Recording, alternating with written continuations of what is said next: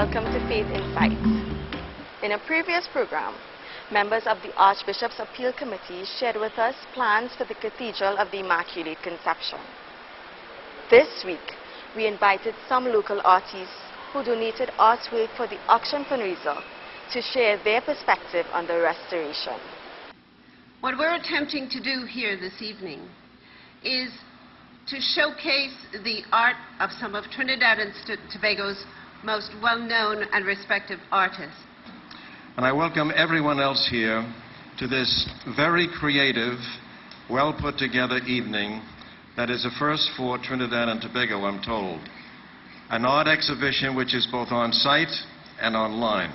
Some of the grandmasters whose work is on exhibit includes Bosco Holder, Demotte Louison, Lisa O'Connor, Sundiata, Harry Bryden, Sarah Beckett, Jackie Hinkson, Glenn Rubchand, just to name a few. The goal of the evening, obviously, is to raise consciousness about the cathedral. And I'd like to give you just a little bit of data on the cathedral. The cornerstone was laid by the Governor, Sir Ralph Woodford, in 1816. The cathedral was completed and dedicated on February 26, 1851. It was raised to the dignity of a minor basilica by Pope Pius IX in 1857. And it was declared a National Historical Site by the National Trust of Trinidad and Tobago. Now that's important. So what we're doing tonight is not supporting the Catholic Church directly. We are supporting a National Historical Site. As everybody knows, the cathedral is a historical site that needs restoration and modernization very badly. I think it is a wonderful thing that the Catholic Church has taken on this project to restore this amazing, beautiful site, and for all of us, everyone, to appreciate. Significance of the building, it's a historical building, and it should be refurbished to bring back and to restore the old days and what the Catholic Church and religion is about. My perspective on the significance of the cathedral, I'll first like to say cathedral means chair or seat of the bishop. This is the church of the Archdiocese of Trinidad and Tobago, and has been an historical and religious legacy since 1851. A refuge where anyone can visit and worship. So I'd say that it's very important for us to restore and to cherish our treasures, and that's the way I see the cathedral from my perspective.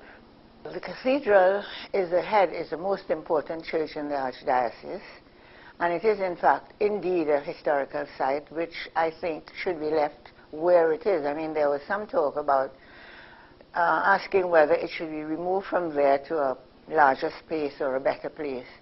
And I think, no, that's where it belongs and that's where it should stay. I do believe that it is a historical gem. And I would like to think that our grandchildren and our grandchildren's grandchildren and so on would see that place, because I have a strong memory of when I was in junior school going there with my class, and the awe of the place. It was an amazing thing to go with the class and see, and I would like my grandchildren to have that. If this place doesn't exist in the next 100 years, what will they have? Somebody once told me, in simple terms, we do not have a future without a history. And yes, we cannot keep everything perfect, but for us to remember, we can keep a building like that for us to have in the future. I donated what I had available at the time. I thought it was a brilliant idea to have an auction, because it's a very quick way of raising funds and getting quite a large sum of money at one time. So I donated what I had, because I haven't been doing very much work, and I was very happy to donate something, and I'm glad that I did have something that I could have donated. It was actually a piece that I've done about 2 years ago, and I just put it aside. And the event actually suited the piece. So I decided to frame the piece, put it in, and hope that I would get a pretty good response out of it. My decision came after reflecting on the whole concept of the cause, which is to restore, what I again will re-emphasize as one of our national treasures. So I decided to do a piece which came from that spiritual aspect as well. The piece basically is entitled Light of the Sun, and sun meaning S-O-N, Jesus Christ, which is the light and the creator and the light bearer who came for our sins so that our sins will be forgiven. So the piece really signifies that light and the message of Christ. I decided to give to the cause I just picked images, I picked paintings that were of people, of harmonic situations, scenery. The jazz man was harmonic, and I thought it all went with the mood of the event. My pieces I donated to the cause were, one was actually a gift, I would say, because I had forgotten I had done it. I hadn't quite finished it, and when I was approached, I went to that piece, that canvas to look, and there was this piece that just needed about 5 minutes more work, and I thought it would be absolutely perfect. It was lively, and I just thought it would be appropriate for the cause, and hopefully would have collected enough money to help them out a bit.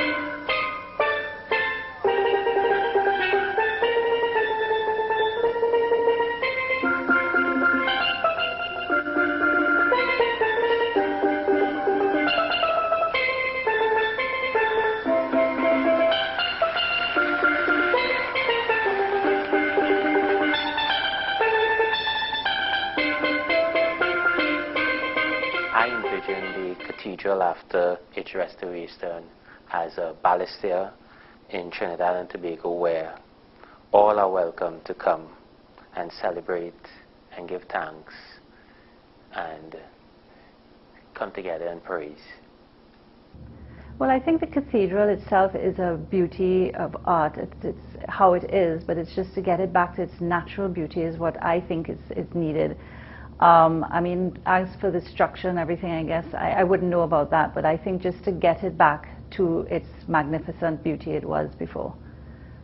What I would like to see enhanced in the structure of the cathedral is to really keep the historic look, the stained glass, and basically the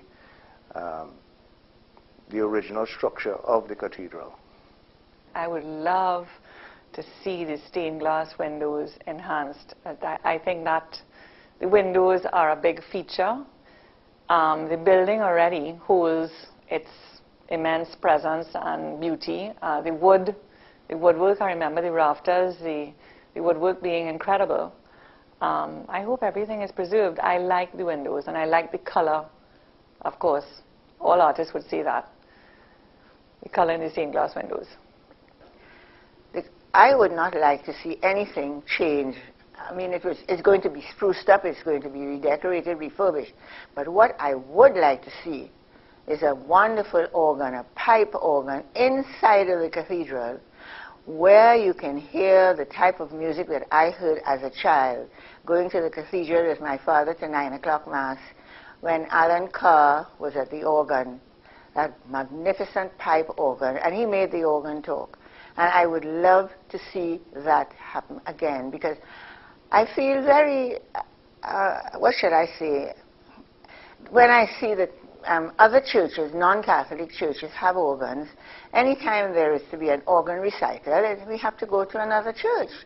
There's no Catholic church in Trinidad that has a proper pipe organ. And I think that's a great shame. And I would like to see that happen there. I would like to thank the artists. This event would not have been possible without their resounding support.